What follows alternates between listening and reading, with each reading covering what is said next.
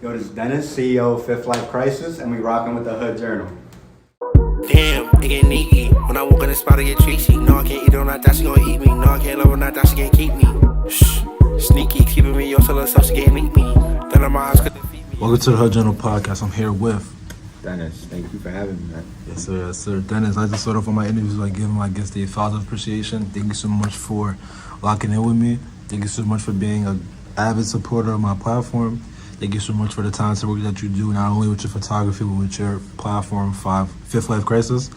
And just thank you so much for being a dope dude, somebody that always shows me love every time I see him, genuine person, and ready to get the conversation started. Of course, man. Thank you so much for having me, man. I'm so excited. Yes, sir. So, Dennis, first question I want to get into. You mind telling me where you're from?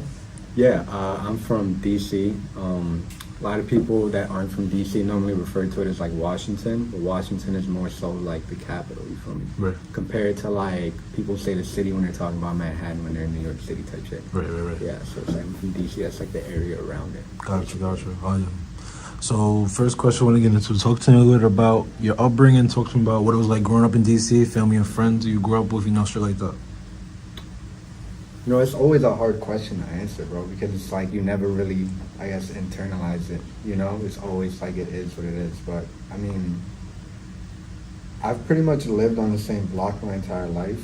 From, like, the way we, like, talk about D.C., we talk about it in 4 different parts, right? So it's like northwest, northeast, southwest, southeast. Southwest is like the touristy section. I'm from northwest, which is like right above that, right? Okay. Damn. What was it like growing up in Northwest for you? I feel like, you know how they talk about how like America is like a third world country with a Gucci belt? That's exactly how I felt about the Northwest, you feel me? Please elaborate. It's like a lot of touristy things to do at the same time, there's like a lot of like community issues that have been going on for a while. You know, there's gang violence, there's gun violence, there's like inequity and fucking wealth. There's literally every problem imaginable that you can see in America, you can literally see it right there in DC. Jeez. And I think that's what Northwest was. It was kind of like a dirty trash can that you spray with fabric softener, you know? It kind of like, it's not what you would expect like the nation's capital to actually look like, you feel me? Sounds like New York City. Yeah, not for a fact. For a fact, bro. Sheesh. So where do I go with that? So with being from Northwest, what are some memories, positive or negative, that you have growing up on that side of town? Everyone knew each other. I feel like Northwest there's not too many like places to go in Northwest. Not to say that there isn't too much to do, but I feel like it was like so condensed. So it's like the people I grew up with from pre-K, I still know to this day, but you know, we went to school all the way up until like 8th grade. There's a lot of good memories, you know. Of course, you have carryouts, mumbo sauce, which is something DC is really big. Wait, what? Mumbo sauce? Oh, mimosas. Oh. Mumbo sauce. I heard of that. It's like sauce with chicken. Yeah, bro. So what does it taste like? Oh man, it's so hard to describe. It's like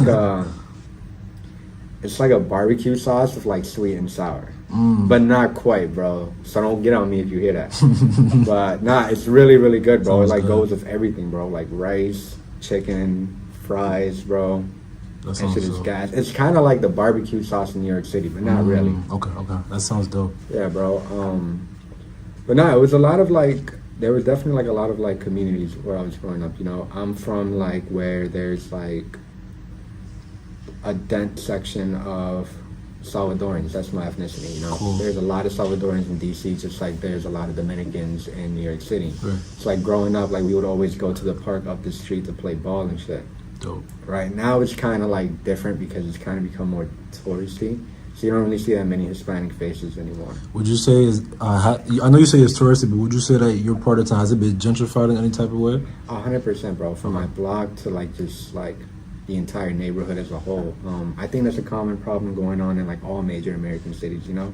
That's right. Especially with like, you know, governmental jobs. Like a lot of people, like most people, like a lot of people from DC didn't really grow up in DC, you know? Okay. So like if you're in DC and you ask somebody where they're from and they're Washington, then you know for a fact they didn't grow up there. Right. There definitely has been a lot of gentrification, a lot of like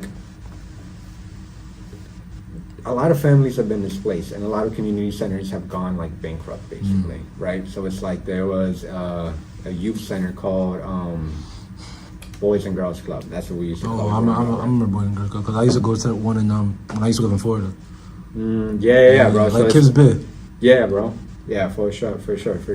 I never grew up going to it, but everyone I knew grew up going to it. I don't know why. My mom is very much like, she was very much like the protective, like Catholic mom type shit, you know? So it's like, I can never stay out too late. But no, there definitely is a lot of gentrification going on. I feel like there's a lot of disparities in like where students are placed in DC. You know, as far as like schools, there's a lot of disparities in funding. And there's a lot of like, you know, condos, like, you know, restaurants being built as there is in like every major city in America. Right.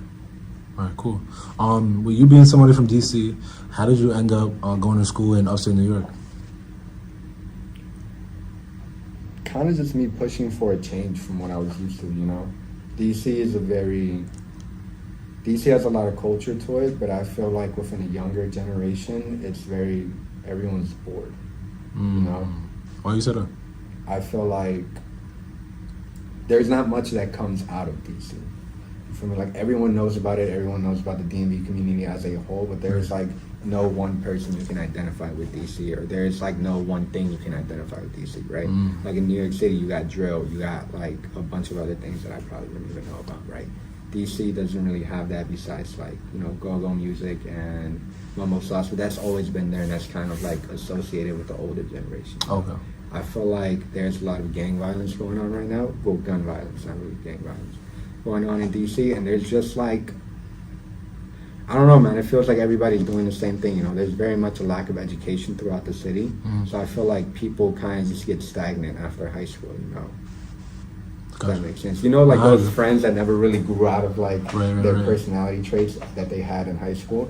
It's kind of just like that, but like on crack, bro. Right. So you're saying that to prevent you from falling down a similar path, you decided to go somewhere else and try new experiences and just go to a different environment. Yeah, bro, because I really feel like DC, like, love it to death, but it's very much a city where it's like everybody's like kind of on just like one wave, bro. And I feel like it's really hard to like find yourself if you feel like you don't conform to that. You feel me? Okay. Like it's, I don't know. DC is like the definition of toxic masculinity in a few ways, bro. And I feel like it was, leaving there was a way for me to like just spend more time with myself, you know, get away from all the noise, get away from everything I was used to, and just like dig deep down to find out who I am and who I want to be as a person, bro. Dope. Yeah, I didn't want to just be like a person from DC, you feel me? Like I didn't want to stick with that as my identity for the rest of my life. Right. I feel that. But feel me, why Oswego though? Like why was Oswego the place where I'm gonna find myself? To be honest, bro, scholarship, bro.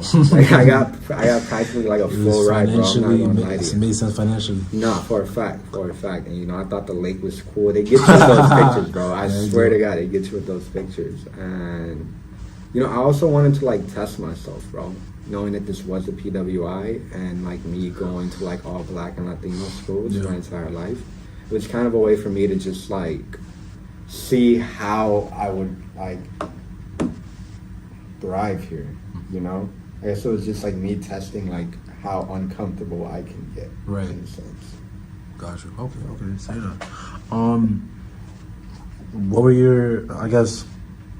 Let's go. When were you first introduced to the idea of photography?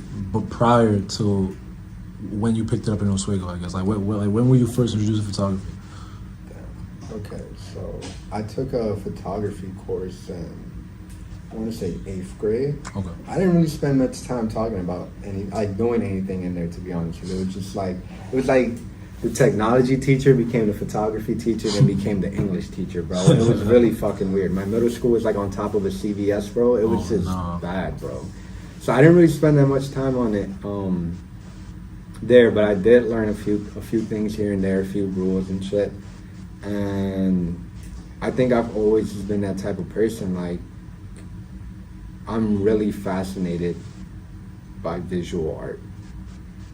I may not understand it like on a theoretical level. I may not understand it at a level akin to like a painter, like an actual artist. But it's always fascinated me. And I think that there's so many like interesting phenomena that occur in like our day-to-day life. So like me being out with friends and shit, like I would always be the person who would just like stop and like take a picture of something with my phone, you know? It's like when you have like a gut feeling about something, that's kind of how I would feel like when I like saw something that I felt like I could compose, if that makes sense, right? Don't make sense. So I was always that guy, and nobody else was really into that. Nobody else was really rocking with it, because DC is a very much a like it's like a uniform city in a way where it's like everybody's like on one thing and one thing only. You don't really get a group of friends who are all doing different things. You feel me? It's like nobody was really rocking with that, but nobody was really gonna tell me anything because they didn't want to seem like rude. Right. So it's like I just started going out alone and just like capturing shit, right? And I think the biggest motivation behind it was the support that I got for it. Because I just started like throwing them up on like the gram and whatever, just like to throw them up. Is this still in middle school or like high school? It's like after high school. Okay. It's like after high school, but it's like that period of just capturing pictures was like throughout high school. Okay. Right? So it's like I started doing that, and then people really just started rocking with it, and then just upgraded to a camera, bro. Cool. Yeah, before we talk about the evolution of your photography, what is the definition of photography in your words? It's a visual art. It's an art. Okay. I think it gets overlooked because, like, you know, technological advances. You know, we all have a phone. We all have access to. So it's like anybody could be a photographer. Anybody could be a photographer, you know. But you know, despite the oversaturation, I do feel like that it is still considered an art form. You know, it's a way of communication. You know. There's a saying like a picture says 1,000 words, some corny shit like that. That's but it rings true though, right? Right? Because it's like it's a certain level of communication that words just can't get through. Right. You know, because like when we communicate as people, right? There's me trying to break down information into a way that could be received, right. And then there's you breaking the information into a way you can receive it, right? So I think photography is a clear way to communicate without having that buffer in between the person who created it and the person who is looking at it. Right. You feel me? Yeah, it's like you perceive it how you perceive it. Exactly, you don't need to have a conversation, but that's the beauty of it. Exactly, bro. It's like I would put it up there with like music. I would put it up there with like paintings. I would put it up there with drawings, bro. It's just a way of communication, you know. Gotcha. For a fact. What's the most important picture you've ever taken? Making you think. Damn, bro. Because I'm not going to lie, I don't really think about these things on a day-to-day, bro. I feel like my mind is always just on, like, what's next. Fact, yeah. So it's like... Now you got to really sit and really think about, got to go through all the pictures you've taken, all the photo shoots you've been That's what made me nervous about this interview, because I feel like I'm always, like, just trying to look ahead.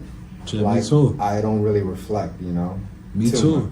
Right. No, that's a fact. That's how it be. That's, for me, it's like we are channeled with that idea of like we gotta make it to the top regardless of, but we never like stop and think like, damn, I really just did this and that. Exactly, bro. Exactly. But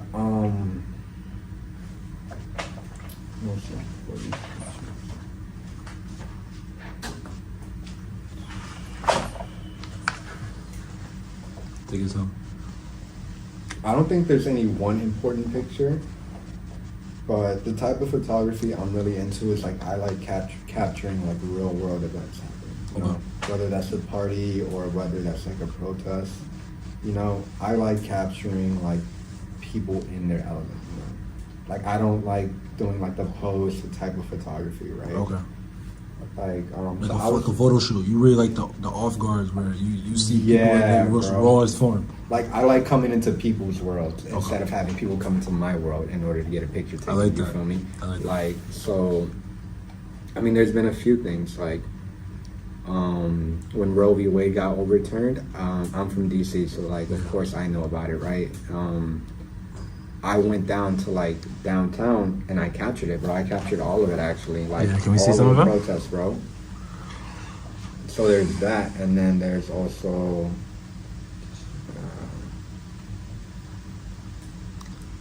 just parties, bro. I think parties have been like the biggest things that have been working out for me, bro. Because it's like, you know, I feel like at parties, people are able to let loose. You know, you get some liquor and you get some good music. You feel me? It's like you're not worried about anything else besides being at that function. You know. Right. These are some of the pictures I got from the Roe v. Wade protest. It's fire.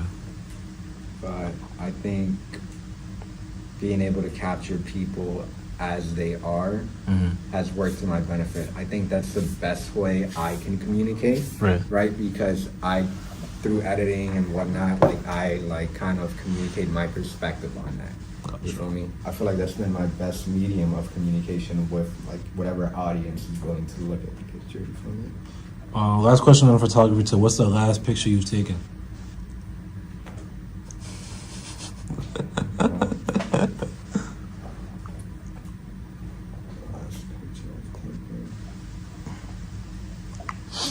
My boy wanted me to do a photo shoot for him in like the dog hallway, but that was on his phone. The last like professional picture, probably it was the barbecue, bro. I took 250 pictures, bro. I lost 150 of it, bro. The ASO barbecue? The AA you barbecue. did take pictures from that. That was tough. That shit, bro. I lost so many good pictures, bro. I had like 250. I lost at least 150 of those pictures, bro. And then I spent 2 days trying to recover that shit, bro. How'd you lose it? It's like I had my SD card in my laptop. Then like I was making a folder, and then while I was making a folder, you ever made like a folder in your laptop? Yeah, I did it. Yeah, it takes like 1 second, 2 seconds, right? In the middle of that 1 or 2 seconds, my SD card disconnects, bro. Jesus Christ. And then I plug that shit back in, bro, and all of that is gone. Do you have to, bro, think about the probability of something going wrong in 1 to 2 seconds, bro. That shit's the worst. It's like, damn, I wish I could go back 5 seconds. No, literally, bro. And it's like, yeah, that's probably the last picture I took. Best setup. Dennis, tell me, when was the idea of podcasting introduced to you? I love people, man. Like, I genuinely have an interest for people. I think that with 8 billion people in the world, I feel like my perspective will always be too small, you know? I feel like there's so much learning you can do from just listening to other people, right?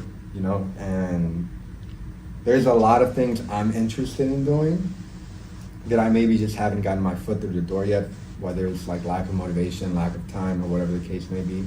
So I think podcasting was just kind of like a way for me to like get connected to people that are doing things I'm interested in, but also kind of like push me to do those things that I'm interested in. Ooh, okay. You know? It's a way for me to like kind of like bring down what I see as a goal and almost turn it into reality, you know? If that makes No, that makes sense. With my experience, I know the first part of what you said in terms of like, connecting with people that you're interested in doing and seeing the things that they do to interest you. That's part of the reason why I started too. Like, I interview a bunch of drill rappers that make songs that I love, or a bunch of fashion designers that make clothes that I like. This is my first time interviewing somebody that does interview somebody something that I'm really interested in. But I never really thought about a part of wanting to do what they do as well, wanting to try out it. And that's a question I'm actually going to explain. It's like it's just bringing me into like the realm of that universe. You feel what I'm saying? Right. It's like right, let's say I didn't know a single thing about photography, right? And let's say I interviewed a photographer, right? When you do an interview, you normally ask questions about them, their experience, their expertise, and stuff like that. It's kind of like a way, like for me, it's like reading a book in a way, in a sense, right? It's kind of like a way for me to like get my foot into their world in a way that's almost like respecting like the craft or the art, whatever they do. Definitely, learning from somebody that's actually good at it and I can give you the blueprint. Exactly, right? It's like it's just like dinner with Jay-Z, but in like a very, very, very smaller scale, you feel me? That's dope. And even if I don't want to necessarily get into their craft, it still interests me, you know? I might not want to make music, but like I'm very much interested in music. So if I interview an artist, then it just allows me to learn like more about what goes into music, you feel me? So I'm huge on music, bro. Right, yeah, me too. I don't think I'll ever want to make it, but I still want to know how you make it. Yeah, the shit that bro, I like. I love learning about shit like that, from production, bro, to like voice control, breath control, all of that, my guy. That's dope. Why the name Fifth Life Crisis? A fifth life crisis, by definition, is it's basically a midlife crisis, right? but it comes at a younger period in your life. It comes after high school and before you graduate college. It's almost like that in-between phase where you're not necessarily an adult, but you're not necessarily a kid. And I think all of us here in college are kind of going through that, right? In one way or another, we may not even know the term, but in one way or another, right? And I know, at least in my case, that like I've done some of my best work through moments of stress, you know? So like me calling the podcast Fifth Life Crisis and me interviewing people that I feel like I'm inspired by in one way or another, it's kind of just like me understanding like how their art form or how their craft has shaped them in this weird position in life, you know? It's almost like, yeah, it's like asking yourself, it's like asking them like, tell me how your craft defines who you are, you know? Right. How do you and your craft kind of mix into one instead of you just being the person who does this? Right. What's the meaning behind it? Yeah. How does it help you? I fuck with that.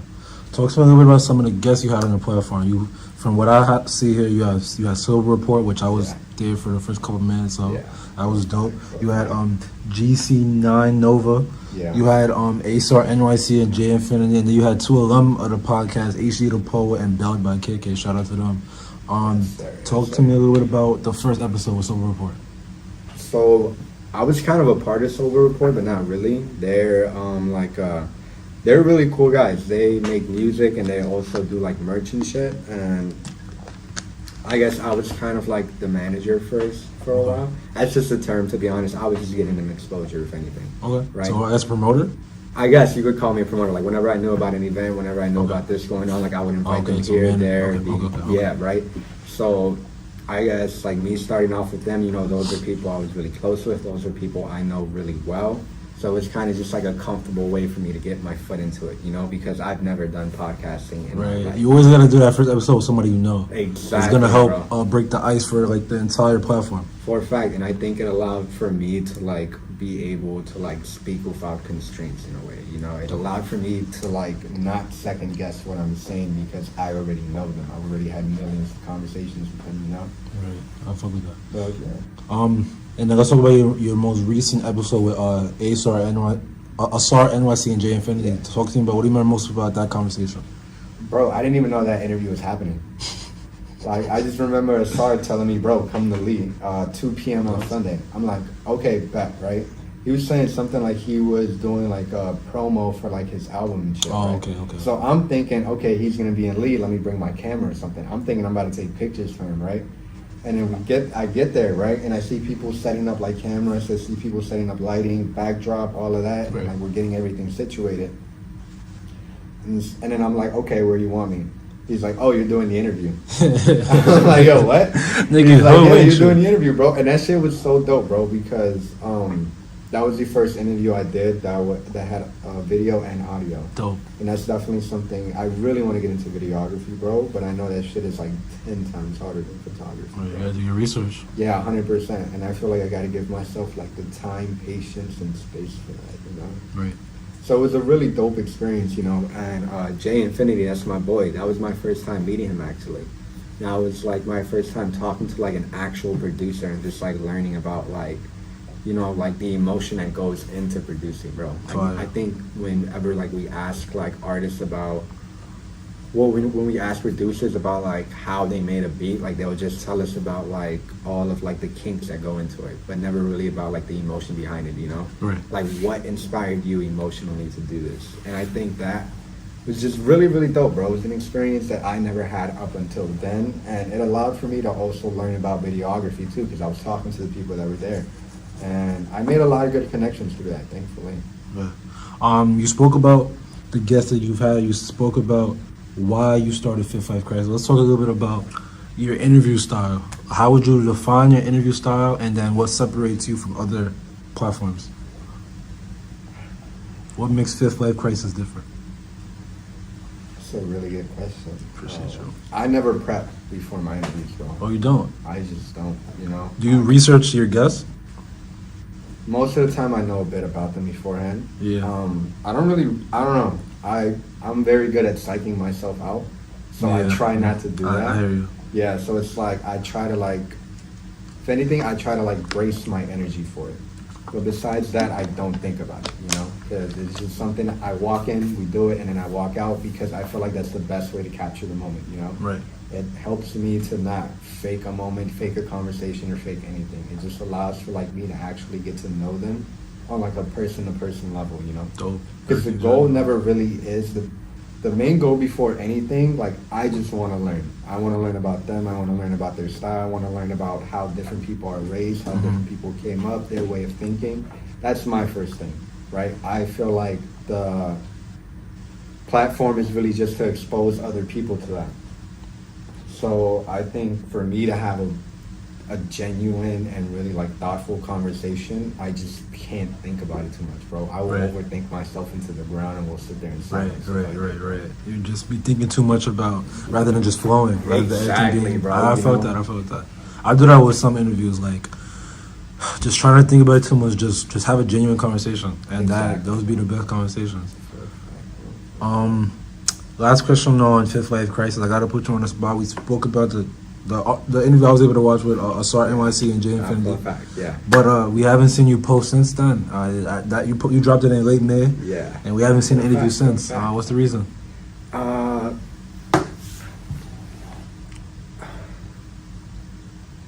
I feel like I'm still growing into the me I want to be. And I feel like I've been in this transition period where I haven't really been the me that I feel like would be most presentable in a way. Okay. Like, I don't feel like I would be doing my podcast justice. I didn't feel that way like during the summer, you know? Like, there were, like, I was in DC, there were like tons of people just hitting me up about an interview, about photo shoots, about all of that. And I just wasn't in the best space for that because, like, you know, like, brother going in and out of rehab, mom having surgery, and like, yeah, bro, like, that's the only family I got, you feel me? Like, I don't have like extended family that I just call up type shit, right? So that, it was me dealing with, you know, college, thinking about internships, working, and just like a lot of like self-development, bro. So yeah, that was kind of really like the real reason. I just didn't feel it, you know, it did not feel right. Right. But we're back, hopefully, and I think we're gonna have a lot of good guests on. I want to speak to the first point. I commend you for being honest and not being selfish to yourself and just, okay, everybody wants to work with me, I have to feel a need to want to push and do interviews, because there's times where I might say, hey, I want to do an interview with somebody, and then I'm just not feeling it, and then I'll still go do it. Or, you know, or I tell myself I don't do it. I feel like you owe it to yourself that like, you can't have the best product unless you're your best self. Exactly. And you're not in the right mental space. Like, you want the, you know, so I do commend you for that. You know, there's a lot of people that need to hear that. There's a lot of people that just push through when it's probably not the, like, it's good to take a break. As hard as we don't like breaks, as hardworking people we are, it's necessary, bro. And then I speak for your supporters and the people that I love what you do, that whenever the time is right, we are looking forward to seeing you back. Fifth Life Crisis. We're looking forward to seeing more episodes, more video, for a fact, bro. Just more dope content. Thank you, bro. I really appreciate that. You know, I do feel like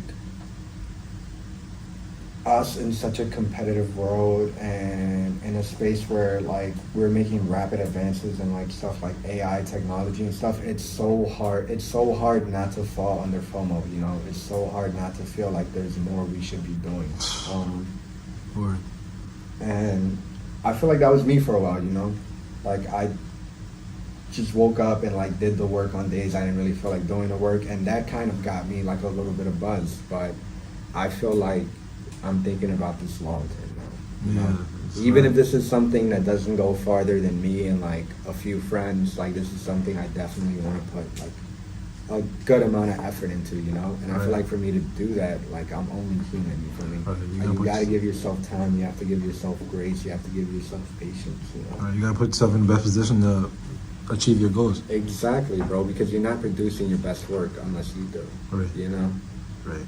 Dennis, I like to ask this question to all my guests to get a scope out of feeling. How's your mental health? We're pushing.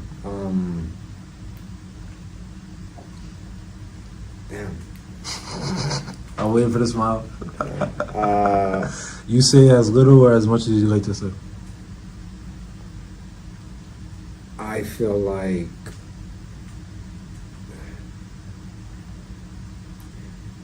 I don't know, there's this constant battle in my head between if I'm doing too much or if I'm not doing enough. I feel like there's a lot of outside forces that affect me, but I also do feel like I'm in the best position I've ever been in, bro. I feel like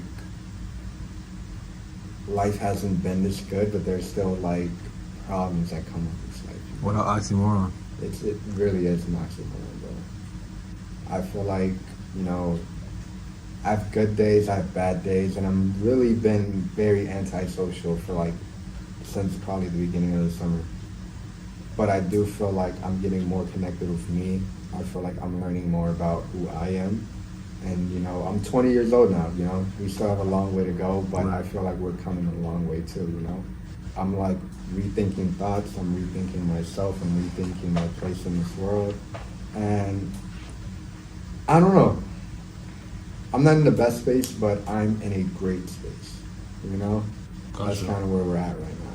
Appreciate the honest answer. Appreciate that. It's not easy to talk about your mental health. Not for a fact, bro, for a fact. Thank you for that. We're only human, you feel me? Like, there's nothing like you'll feel or I'll feel that nobody else has felt before. Right. And I feel like that's almost like, a beautiful thing, bro. Despite 8 billion people in this world, like there's nothing that you will feel that I probably can't empathize with, and there's nothing I'll feel that you can't empathize with. Right. We're only human. You feel me? Right. Dennis, let's get into the quick hitters. Couple lifelong questions when I ask you, get the human side of you. The first question when I ask, let's go. What are some of your interview pet peeves? Interview pet peeves. Damn. Things that a guest might do that might annoy you. It's not really a pet peeve, but sometimes like my guests would talk over me, which is cool. Like it's because it's a regular conversation. But sometimes it just kind of like goes in circles, and then the interview doesn't get anywhere for a while. Right. But besides that, everyone's been really chill. It's all love. I personally know everybody that I've interviewed, so it's never been anything like crazy or like crazy annoying. Cool. Next question I want to get into: who's one person you like to have on your platform? AZK. AZK? I gotta talk to AZK, bro. Oh, okay. I gotta talk to AZK, bro. That's my boy too. Like he's just so nice with everything he does, bro. Right. He just has a certain swagger about him. Yeah, bro. He just has a certain like aura, bro. And that shit is really, really like it's insane because it's like he's the type of guy like he doesn't have to say too much. Yeah, that's a fact. But you still get what he's trying to say. Like ever, he never has to say too much. And I think like he puts in more work into his craft than most people really like acknowledge. That's true. Like I feel like from the outside point, like all of that shit looks like it's easy to him, Mm-hmm. And it might be in some certain aspects, but I know he's probably like grinding his ass off. Bro. Right. I fuck with that. There's a certain fascination about him. Yeah, bro, 100%, Right. And like some of the things he's doing, like I'm looking to get into in the future too. So it'll be a great conversation, bro. Cool. All right, shout out AZK. I've seen him a couple times, and it speaks to the point where you say he does more work than we like to realize. Cause like I was thinking about asking him for an interview, but I was like, I don't know if he even has a clothing brand anymore. But I might like you because I've seen him a couple times on cam, and I just haven't been able to ask him. So I might have to ask him. I might have to beat you to it. And then you could use I don't have to beat you too. I'm gonna we could do like a 2-way interview, bro. We both interview him. That'd be dope. Let's That'd do be it. dope. That's why Christ is in the Hood Journal with AZK. Let's do it. That'd be fire. Well, who's one person you'd like to have a photo shoot for, or you like to capture a moment of? Yeah. Who's one person you like to take a picture of? I guess. It's a hard question. To be honest, it's anybody who has experience with like modeling. Okay. Right? Because I'm like breaking into like the modeling scene, and I feel like I'm more comfortable with being behind the camera than I am with being in front. Okay. And like most of the people that I do personal photo shoots with don't have that much experience in front of the camera. So it'd be nice to have somebody who like understands that the camera is there for them. They're not there for the camera. Right. So, Okay. It's like anybody with modeling experience, to be honest. All right, cool. Sounds good. So if you got my experience, make sure you lock in with my boy. Common Plays, not Dennis. Common Plays. Common Plays. 2 S's at the end. Dennis, give me your music Mount Rushmore, your 4 favorite artists of all time, plus honorable mentions.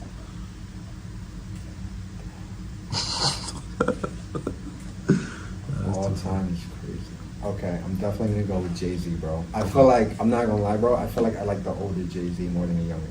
Oh, really? Younger Jay-Z has some bangers, bro, but like older Jay-Z, like his wordplay is just like insane. He's older and wiser. Yeah, bro, 100%. Like my favorite album of his has to be 444. Okay. Like, bro, like from like start to finish, even like to the last song, Legacy, bro, it's just like amazing, bro. Like he's just so nice with it, bro. No misses. He doesn't miss. Definitely J. Cole too. I just feel like he has like a very unique way of like. The thing with J. Cole is like he's a producer too. Most people really don't like give him that much credit for it.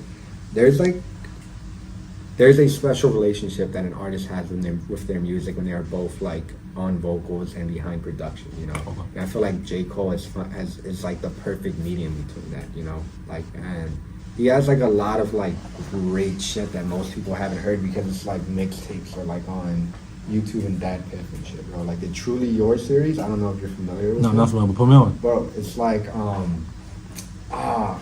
it's like 2 EPs, bro. It's called Truly Yours and Truly Yours 2, bro. Okay. It's really nice. It's like really like melodic in a way. It's like very calm, like guitar heavy for a fact. I think he's really good.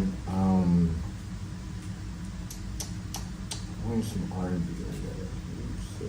Because it started off strong. Jay-Z, J. Cole. Yeah, but I feel like those are easy, bro. Those are givens? Yeah, bro, 100%. You're gonna make me go through my playlist, bro. Take your time, take your time.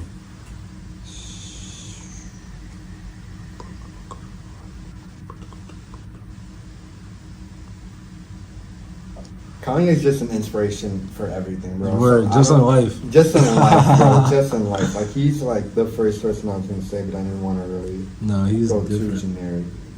His fit at the BET Awards where he had the full ski mask and he was just, Crazy. he's dope. He was hot, I fuck with Kanye. I know he was hot. Nah. Damn, I'm not gonna lie, bro. Those might be my top 3. I don't think I have a top 5, but I'm definitely into like different types of music, like Erykah Badu, Amy Winehouse type shit, bro. Any honorable mentions? Honorable mentions have to be Kendrick for a fact. I grew up on a lot of Eminem, bro. As you should. A lot of Eminem, bro. Like I used to be like 7, 10 years old, like on demand, bro, watching like the Mockingbird video, bro. Like I would cry to that shit like Life is Hard to Me. Like, I was like 10 years old, just like falling my eyes up. But not for a fact. Alright, cool. Dennis, do you smoke? Yeah, bro. Yeah. I do. Gotcha. Okay. Next question I want to get into. What are some of your smoking pet peeves? If a nigga do this around Dennis, he can't smoke with him no more. Okay. I'm not gonna lie, bro. I feel like a lot of people be canoeing. They split. I don't smoke. I don't even really know what canoeing is, but I always hear the answer when I ask this question. Like, bro, like it's like when you smoke it. It's like when you burn it, but you don't really get a good burn on it. Like it's like it's slanted. You know what I mean? Like the That's burn funny. is literally slanted, bro. And you just cannot do that, bro.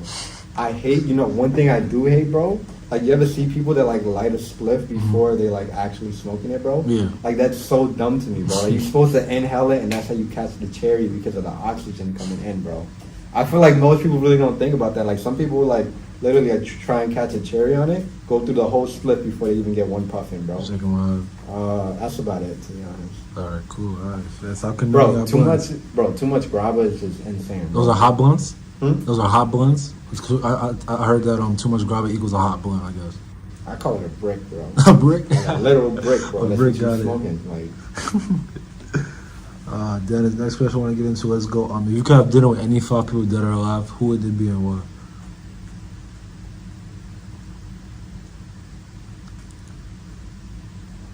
Elon Musk.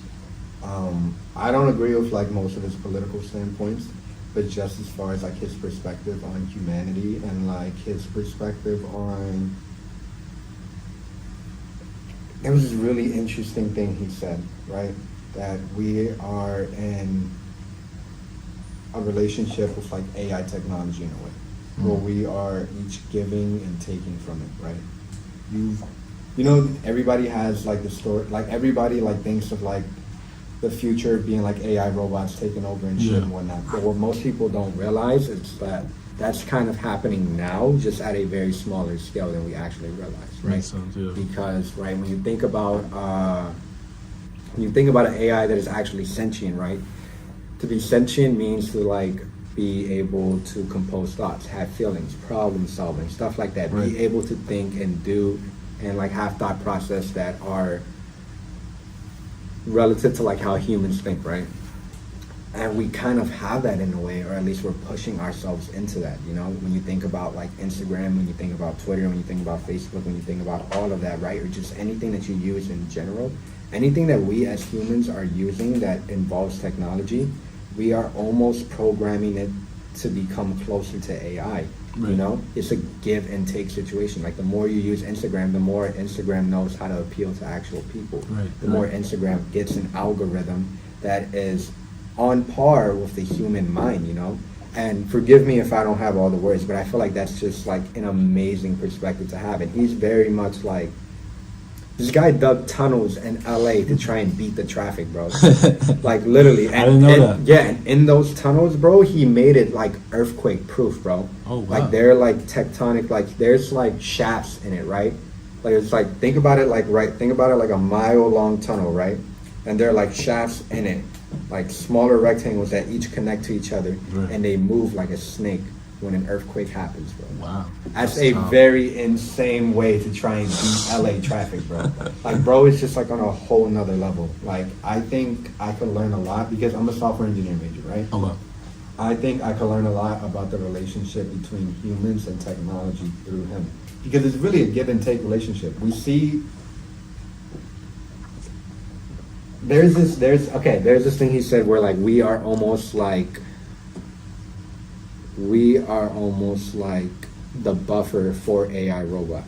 In a sense, like we kind of exist to create a form of AI that will no longer need us, right? And that AI will improve itself. I like how It'll you get moved your better phone. in itself, bro, because it's such an interesting thing to me, right? Okay. Like there will be a point in time when the intelligence on this planet, a small fraction of that will be human, and the rest will just be AI and technology that we will have no control Yeah, over. they're really gonna outnumber us. It's gonna be GG's It's for gonna, us. yeah, it's literally gonna be GG for us. But I mean, there's like different ways to think about it. You know, like the best case scenario would be for us to merge with it and for us to like have like a give and take relationship like we do with like our phones and stuff like that. You know, like we make them better, they make us better in a way. But there's gonna be a point where they are like way beyond like what we consider to be intelligence. Like if anything, we'll just be shitting and pissing fucking animals to it, you know? And I just feel like that's just amazing to me. Like to be able to have a conversation with him about like that relationship and that dynamic Right. will be insane to me. Gotcha. Neil deGrasse Tyson. What's that? That's you've seen him before. He's like the science, like he's like a science guy. Okay. He's this guy right here. Oh, I heard of him. Yeah, bro. He's just insane. Like I feel like he really puts our existence into perspective in terms of like the universe, bro. Okay. Yeah, I feel like he's very much like I feel like a big problem with like not a big problem, but something that tends to hold us back as human beings is our way of thinking in terms of how we feel. And I feel like when you talk to somebody like Neil Tyson or somebody in that field like Carl Sagan, guys that are like really like in the know about the universe and about physics and about chemistry and about just like all of these reactions and how everything works in relation to one another, it's really easy to understand who you are and what your role is in this universe, I think, right? Because he's very good at breaking down like the complexities of the universe in a way where like we can ingest it, you Right. know? He's just an amazing guy, bro. Like whatever he says is just like pure golden, bro. Like it's insane. Like, have you heard like the argument that we may or may not be in a virtual world, or we may or may not be like a simulation? Oh no, I didn't. Sheesh. No, it just made me think. Okay, so here's two arguments to that, right?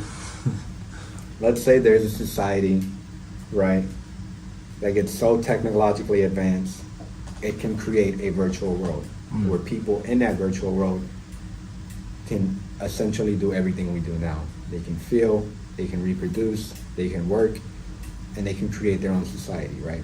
So one society creates a virtual society.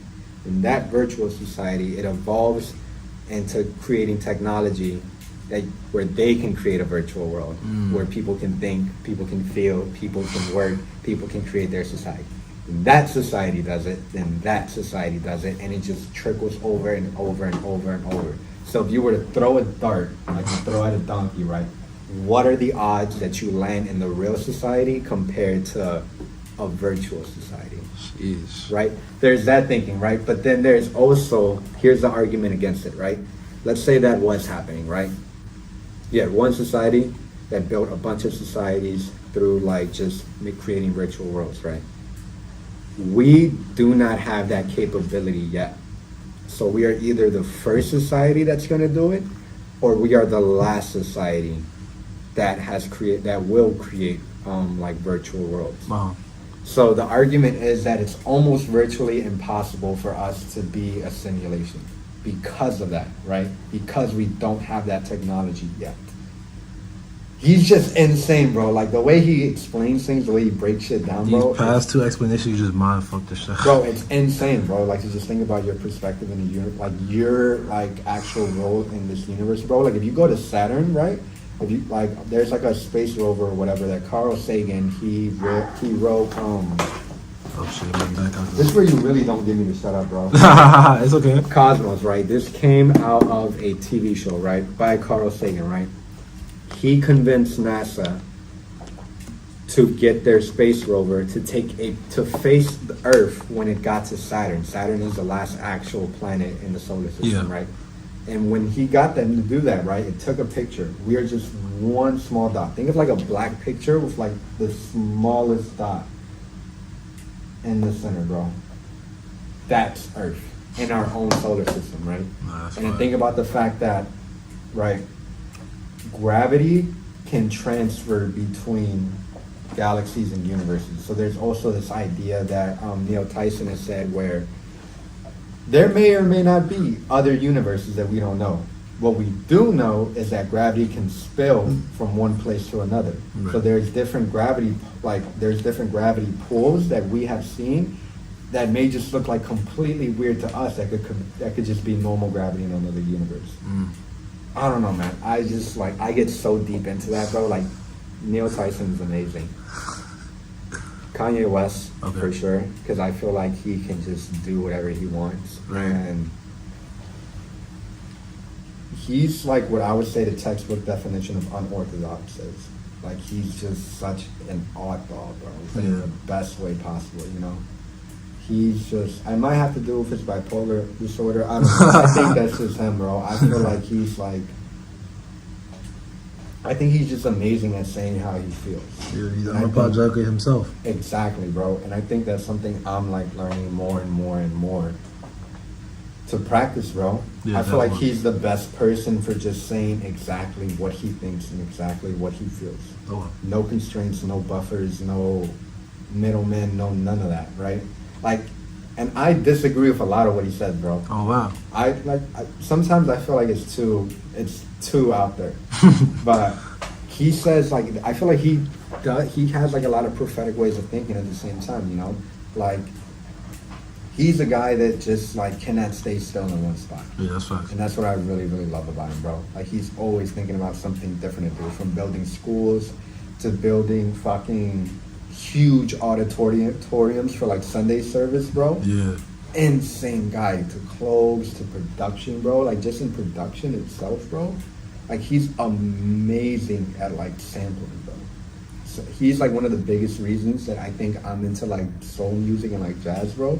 He's just amazing at sampling, bro. Like he's just, oh, bro. Like even from like his first single, like Through the Wire, bro. Like that was a sample by Chaka Khan. Oh, I know that. You know, it's called Through the Fire, but you wouldn't have guessed that it was Through the Fire. You know, and it's like he takes something like that, right? He takes like the chorus for that, he speeds it up, right? And then he heightens the voice so it sounds almost like fake, almost, right? And then he just throws it on the hook, puts some drums behind it. First single, it's a classic. It's a classic. You and I probably know all the words to it, bro. And it's like, it's something that's like so easy to him. Like, Otis, the beat Otis, right? For him and Jay-Z. Right. He made that beat in 15 minutes before he had to catch a flight. Oh, I didn't. That's the song with With Jay-Z. Yeah, bro. I like that song. Crazy. Can't remember off top of it. That song is dope. Sophisticated ignorance, right? My curses and curses, bro. Like, who else would say some shit like that? Like, Kanye is his son, bro. Bro, he's such an inspiration. Let's get to the last two. This word is pretty hard.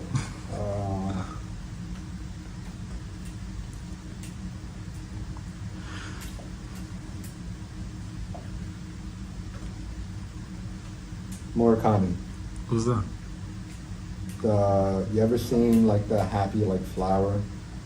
Oh, That's the artist behind that. Murakami? Murakami. Murakami, okay. Murakami. You ever heard Drake say a lot of Murakami in the hallway on Going Bad with Meek Mill? Oh shit. Let me see the picture you better pull up. Gotcha. It's the guy behind this. Oh, okay. He's an amazing artist, bro. You ever seen the video for Good Morning, Kanye West? I can't remember. The cartoon one. Walk me through it. It's like the bear wakes up out of bed. Oh, It's yeah, like, yeah, it's like yeah. spacey and like very like futuristic. Murakami made that music video, bro. Oh, wow. That's He also dope. made that album cover. It's either Murakami or David Cho. David Cho is also an amazing artist, bro. Yeah, you introduced me to a bunch of new stuff. Bro, today. David Cho is like an amazing fucking artist, bro. That's like, dope. I it fucking really, love like, it. bro, like, I just like, I don't know. I don't ever think I'll be a good artist myself, but I feel like a lot of people have amazing ways of expression. Right. Honorable mention will be MC Escher. He's dead, but he's also another amazing artist, bro. Okay. Let me show you MC Escher's work, because that Let's see shit it. is a Let's see it, mind let's see fuck. it. You ever seen like the image of like the staircases going onto itself? No, show me. This one. Oh, so he did this. He did that, bro. He's like very insane with like patterns, bro. That's Like dope. patterns is his entire thing, bro. Stuff like this, bro. And this is back That's in like, fire. I love that. yeah, bro, 100%. Stuff like this, bro. Like it's insane. And he did it with like pencil and paper, bro. Hands going onto themselves. Oh shit. Crazy. Alright. Last person. Who's that last person? You got a tough top four already. I'm not gonna lie. I would say between two people, right? David Chang or Gordon Ramsay. They're both chefs. You gotta go Gordon Ramsay. I've been watching Kitchen Nightmares I for like fucking love a Gordon week. Ramsay. I love bro. Gordon Ramsay. Gordon Ramsay is amazing. He's different. Bro, I just love like food culture, bro. And I feel like we overlook food in a lot of ways, especially now with like fast food products and it's like everything is like commercialized and everything is like just inorganic, bro. But like there's a lot of stories that you can learn from food, bro. That's you learn facts. culture, you learn religion, you learn like practices, values, ethics through food, bro. Like, Right. you know, like it's insane, like, right? Like you go to India, right? The highways have 4 lanes, right? Those lanes aren't by law. You're allowed to not follow it, right? So even though there's 4 lanes, there's like 16 rows of cars just driving through, bro. Shit. The traffic in India is crazy.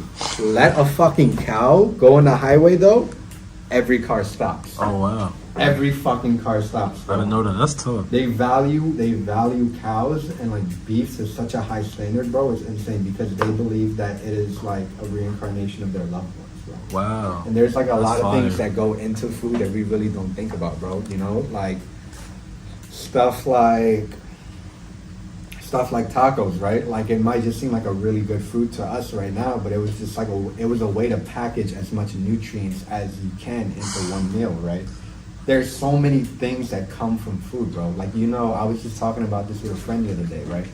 You know, like when your man next to you throws up and then you throw up too? You know where that comes from? Where? Back like in, I want to say like prehistoric times when like humans used to live in tribes and shit, food would be shared amongst the entire tribe. So if somebody in that tribe threw up, if somebody in that circle threw up, it's because they had bad food. Chances are you also had bad food too. Wow. So it's just like, and it was a way to like, because back then there was like really like no medicine besides like traditional herbs and shit. Right. So it was like a way to almost like cleanse your body from something that could potentially kill you. It's That's almost dope. like it connects people, bro. I know. I heard of the idea of soul food. Sorry to cut you off. No, you're good. Soul food coming from like African Americans. They were always given the scraps of like favorable food, and then they just turned it into something amazing. Chitlins, bro. Literally, bro. That's crazy. 100%. 110%, bro. And there's so many like fusions of cultures too that is amazing. Like, have you ever heard of like Yakima Y'all coming now? What's that? in New Orleans? It's like this like a lot of people like think of like New Orleans for like what gumbo, seafood boil, stuff like that. But Yakima is like this broth dish with like noodles and like a hard boiled egg. Ooh. It comes from when like Asians migrated. I think it was like Vietnamese people that migrated into New Orleans, right? Okay. Of course, they brought their traditions, they brought their culture, and a lot of it was like broth heavy, soup heavy, stuff like that. That's not all that there is to the culture, but you Yeah. know what I'm saying, right? So it's like black people in New Orleans, they took that and they kind of almost made it their own, right? So now it's like a household dish in like black people's homes in New Orleans, bro. That's dope. It's a merge of a culture, bro. I have heard of Yakima. Yeah, cause I watched this cause I'm a foodie too, but I don't really know much about the history. I just like seeing people cook it. There's this food YouTuber named Chef Javo, and he made that before. It was like pasta with steak and an Yeah, egg. bro. Right here. Yeah, Yeah, that's- bro. yeah, that's Like dope. it's really like food is such a great way to connect people, bro. Like you think about anything and it comes from like a place of necessity for people, bro. Right, yeah. When you literally think about any single thing. It's amazing, man. I feel like you learn more about people when you learn about food. Perfect segue. The most important part of the question I just asked is, what's on the menu for that dinner? What y'all eating? You said what? What's on the menu for that dinner? What y'all eating with at the dinner? Damn, bro. Shit. Perfect Okay. segue. Definitely nothing American. Can't do anything American. I feel No like McDonald's? Like nah, McDonald's or Gordon Ramsay, they'll probably shoot you. He's right. Probably something, I don't know. I feel like it would have to be like, there would have to be like a certain theme of a certain culture, right? If it was like with David Chang, I want to say, I don't want to butcher, I'm gonna look up a different city, man. David Chang is an amazing fucking like chef too. Yes, sir. Oh shit, he's from the DMV. Oh, tough. He probably don't know he's from the DMV. Korean, right? Oh, David Chang is Korean. Korean. So it's like anything maybe that would be Korean. Gordon Ramsay's from Scotland, anything Scottish, you know, something to like kind of like get me into the know of who they are. I bet. I fuck with that. I bet. Dennis, just for the sake of time, we got two more questions. Let's go. Who do you want to see next on the Hood General podcast? Damn, we gotta see either GC9 Nova Okay. or AZK. It's gotta be one of those two. They Okay, just going bet. crazy, bro. Like you gotta have them on, bro. I bet. You said one of the limbs from your platform, GC9 Nova. I bet. I gotta tap in. Yeah, for a fact, bro. For a fact. I bet. Dennis, that marks the end of the interview. This is the talking shit segment. Anybody want to shout out anything? Want to give your chest? Tell the people what you want to hear. Get excited to be afraid. I feel like that's the only way we progress as individuals and as beings in society and with one another. You're not going to have all the answers in front of you. You're not going to know the next move per se every single time. Be afraid to not know and still go after something. Get excited, get uncomfortable, get pissed off, and just go for anything you want to do, bro. You know, any possible thing that has been done in society has started with an idea. Before the blueprints were mapped out, before like anything, like an idea comes, like before like you start a construction project, right? You visualize where you want it, you visualize like what you want it to be, and then you map it out, right? Be afraid and get excited off being afraid, bro. You just have to go for it, bro. 100%. I think I needed to hear that. I think a lot of people needed to hear that. 100%, bro. Because I mean, there's a lot that comes from it, you know. Like it's good to get uncomfortable. It's good to feel something other than just complacency, you know. Right. Like I think some of the best moments of our lives come out of a place of feeling like we don't know what the fuck is gonna happen or what the hell is happening, you know? Right. I was scared to pick up a camera. I was scared to do the podcasting. I'm scared as hell to do a lot of things that I'm planning on doing, but you just you have to let that feed you, you know? Right. Just have to. Say that. Dennis, that being said, thank you so much for this dope Thank interview. you, bro. dope I hope I conversation. did these questions justice. Bro. I really, really do. No, you did a great job. Guys, make sure y'all continue to support Dennis. His platform, Fifth Life Crisis. Support his photography. Comment, please, on Instagram. Bro, thank you so much for the great conversation. Thank you so much for locking in on me. It was long overdue. We was able to do it. And that's a wrap. Damn, it get sneaky. When I walk in the spot, I get treachy. No, I can't eat her, not that she gon' eat me. No, I can't love her, not that she can't keep me. Shh, sneaky, keeping me on till herself, she can't meet me. None of my eyes could defeat me. I see her out in this baby like Chief Keef. Bitch, I know one like the Uno. She got the fatty, I'm gripping the culo. She bought her friend, wanna kick it like judo. I was getting Lennox, that name is duo. Bitch, I'm out of this work on me Pluto. No, we don't worry about us, cause we shoot those. I can't be with fat, don't push it too old. Old ass niggas that born